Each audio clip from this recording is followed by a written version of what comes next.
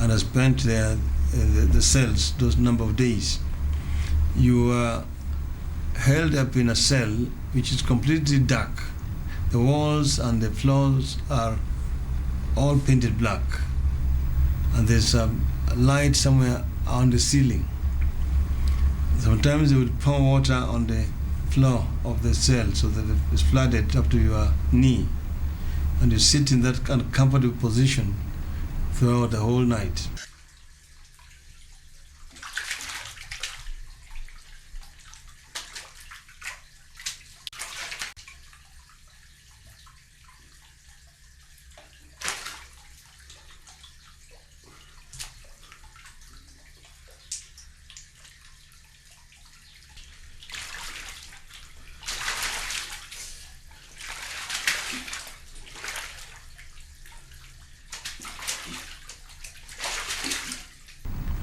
Following day they would come and pick you. It's a lift that runs from the cells there up to 24th floor. Thereafter, then they walk you up a flight of stairs, blindfolded, until you reach a room where you find a number of people, maybe 5 people seated there to interrogate you. So this interrogation was routine. But the torturing used to take place down there in the cells, where sometimes they will be physical, they can beat you up and so on.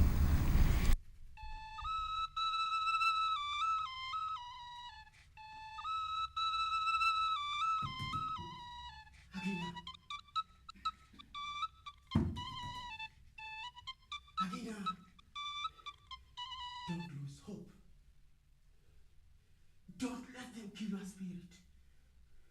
Continue the fight. I'm not the type, brother. And I hope they don't kill your spirit. But for how long will we take this?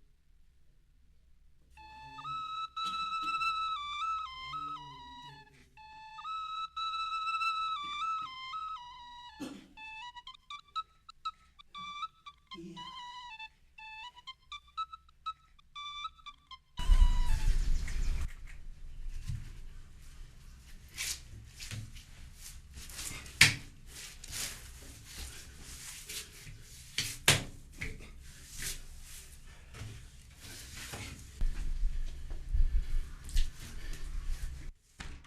Raila Odinga.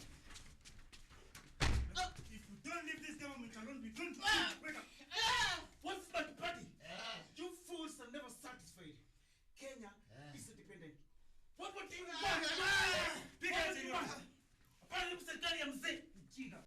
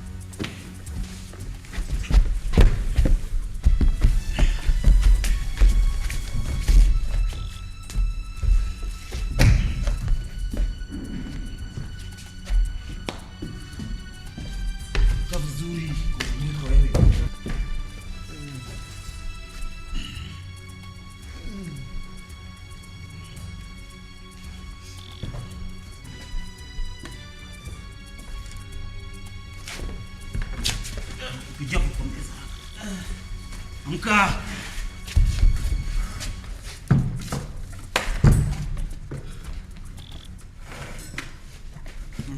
Mr. Odinga, you initiated a problem which ended you up here.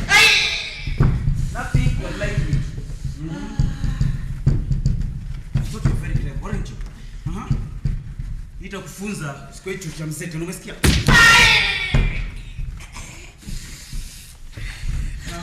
How was that, Mr. Odinga?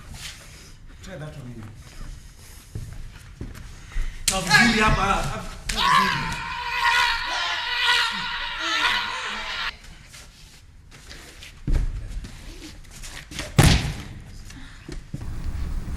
Under those conditions, one can develop a lot of hate and a feeling of resentment.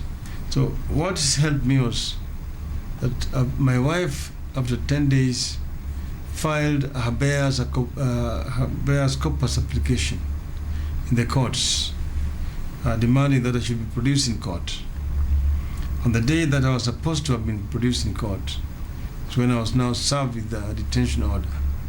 And therefore they were able to tell the court that the matter had now been overtaken because I had been detained. I was then transferred from the Nyayo House to Naivasha Maximum Security Prison, where I was held as a detainee for some time before being transferred to Kamiti, then on to Shimulatewa in Mombasa. Well, detention life, as I've said, is very demeaning because once you have been served with the detention order, you are entirely at the disposal of the authorities. Your times are fairly confined. Initially, you are allowed only 1 hour out of 24 hours out of your cells. 23 hours you are locked up in a confined cell, 7 feet by 7, and your breakfast consists of porridge, purely. And then lunch is ugali, or basically maize meal with sukuma wiki, that is vegetables, and your supper is basically beans and maize meal again. So that is your routine most of the times. After a while, they will allow you slightly more time outside in the sunshine, depending on what the doctors say. Your correspondence is censored. Sometimes it takes 6 months for even a Christmas postcard to reach you in detention. You are allowed very restrictive literature initially, only the Bible or the Quran. And the prison warders are not allowed to discuss anything current with you. So it is a very depriving condition that can break up somebody if you do not have the strong spirit and the will to survive.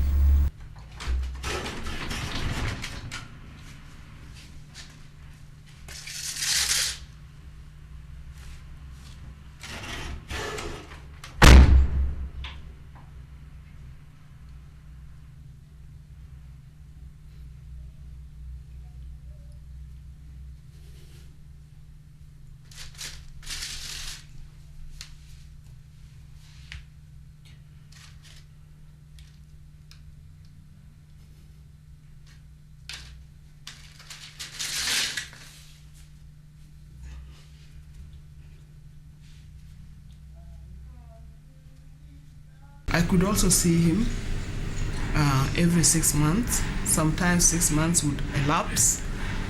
Sometimes 6 months would elapse and you see him once in a year. It is not automatic that you must see him in 6 months. It depended a lot on the officer in charge. If the officer in charge felt that you don't have to see him, then you'd not see him. In detention, you were not even allowed to walk. They confined you 23 and a half hours in a cell, which was late 24 hours. When you went to toilet, they stood over you. You were not allowed to speak. You could only whisper. You didn't have a name, only a number. You got only a visit, 2 visits in a year, which were impossible to carry out because it had to be in the presence of prison officers. It was simply an imprisonment that was meant to break you. But my view was that the struggle must continue, and therefore you do not surrender merely because you have been to detention. You can step aside if you feel tired and let other people continue the struggle. But if you still have the energy and the conviction, determination, you soldier on. And that's the reason why I persisted in pursuit of what I perceive to be right, and that is to help to open up the democratic space in our country, to allow Kenyans to meaningfully participate in the process of development of our country. When the visiting time comes, most of the time we'll visit them at the Nairobi Police Headquarters or at the Wilson Airport at the police wing, and he will sit in a room. Normally it was a long room with a long table that looks like conference table. Of course, it's a conference table. When you come, he sits at one end of the conference table and you sit at the other end of the conference table. It was a very tense room, but the only good thing is that you are seeing him after 6 months. It's good to see him after 6 months. But there's nothing, and of course they direct what you can talk about. If you mention something that you're not supposed to talk about, they'll stop you and say, no, you can't talk about that one.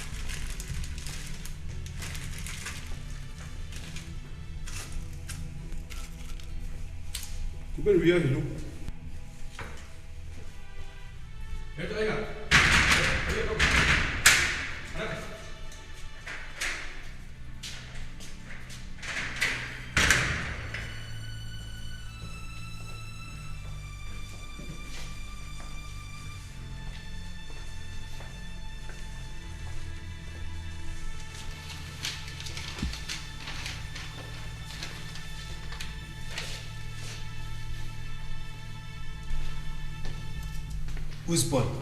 Is this Paul Muite? No, that is Paul from the village. Keep up the spirit. What spirit? I need the spirit. This is what you should write.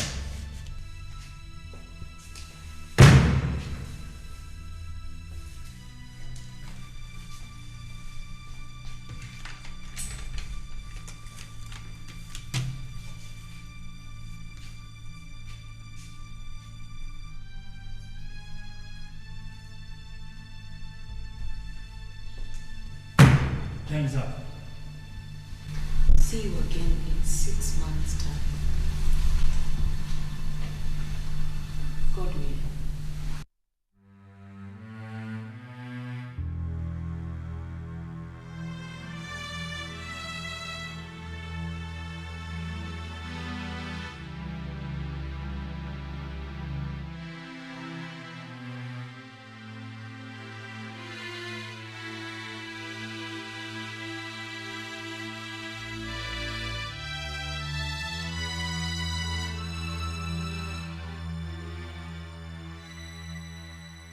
Yes, dear. 6 months. God will. Say hello to the children. Tell them I love them. And send my greetings to everybody at home. You too have a nice day. All the times we always harassed. All the time. Like, I'll give you an incident. The first time when I believe it was the second time when there was when they tried to kill my father outside the gate of his house when he was driving into the house, and I got that news when I was in school. I was in high school that time, and it was a headline news. And that one was scary. I could see how far these people were able to go to silence someone. There used to be all kinds of harassment, like when we were changing schools. My mom found it difficult to find which appropriate school would accept us. So there was one school that accepted us, Consolata Primary School. In addition to that, don't forget that as his wife, I was always under constant harassment from the police. For example, many times I would have the policeman in plain uniform stationed at my gate. Sometimes they are with a car. When I'm moving out of the home, they follow me. In the morning, they follow me. I drop the children to school. They are on my telling me. And I remember one interrogation where I asked whoever was interrogating me in Murang'a whether exactly their wives would know what they were doing themselves. So how did they expect me to know what my husband was doing? So that kind of consciousness of what I was dealing with politically helped me and also give me an opportunity to help others, especially the women who were left behind by their husbands, either who were in prison or in exile. I had a friend who is still my friend, Betty Murungi. Betty Murungi is a lawyer. Somehow Betty knew we had a code of communication. If Betty saw my car parked in a certain position, the next thing she'll do is to go to Kilonzo and ask why I've been arrested.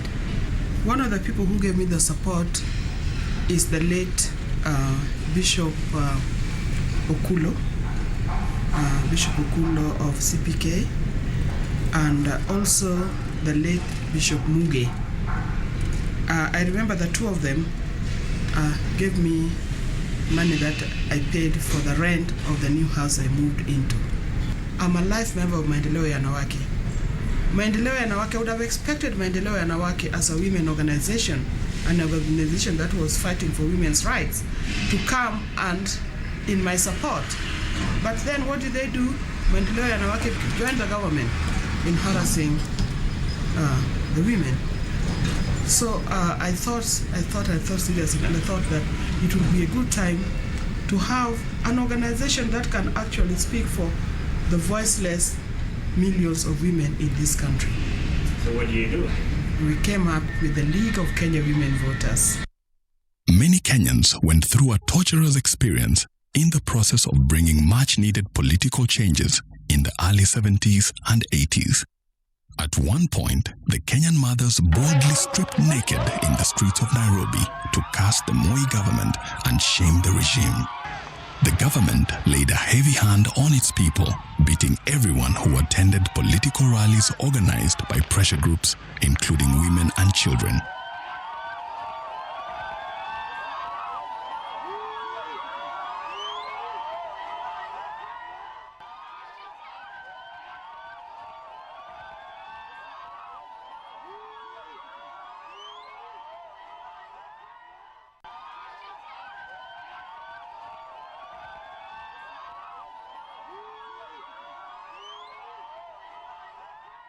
Gibson said, if I send this letter under my hand, I am going to be detained.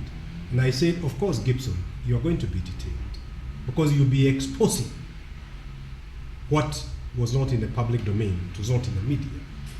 So he said, I don't have the strength to undergo the torture because he had, by that time, from the instructions from his client, he knew about the details of the torture, and it was very, very bad. And we agreed with him that the way to stop you being tortured is that the minute you are picked up, I, as your lawyer, will file habeas corpus application so as to force your detention, because once you are detained, there was no torture. And I remember in October 1984, I received a phone call from London, told there was a letter that was supposed to be handed over to me. They sent it to Sweden. And when I received the letter, when I opened the letter, it was actually a letter from Raila Odinga in detention. And it was written on a toilet paper. But it was to establish contact that now he had already got information that we had arrived in Sweden, and it was now a question of mobilize, mobilize, mobilize. the political dissidents in exile formed pressure groups which ensured that the Western media reported to the world that Moi was actually not the perceived darling of the West. We took contact with people in London. Ngugi wa Thiong'o came to Sweden to visit us.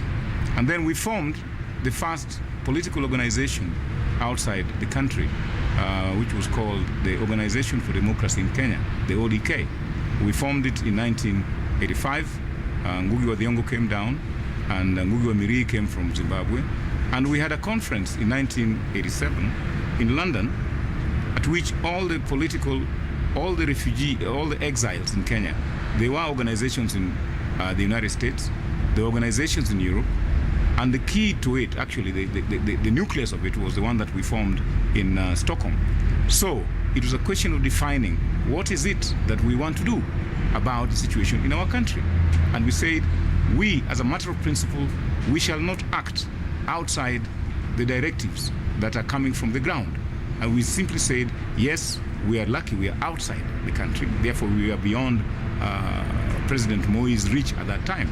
But one thing that we were determined about was that we were going to transform the perception of Kenya as the so-called democratic, stable, whatever. And we ensured that literally every parliament in Europe debated the Kenyan question. There were issues then, for example, the Wagala massacre, when the Degodia were killed by the Kenyan army. We raised these issues. They were debated in the European Parliament. What we wanted to do was to let the world know that Kenya is not what has been painted by the West at that time.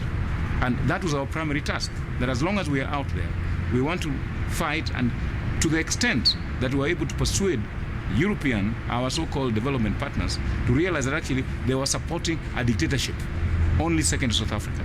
I felt that it was necessary to remain in the country and fight from within. But then when they wanted to detain me a fourth time, you will know that I also ran out of the country. That was in October of 91, and went into exile in Norway.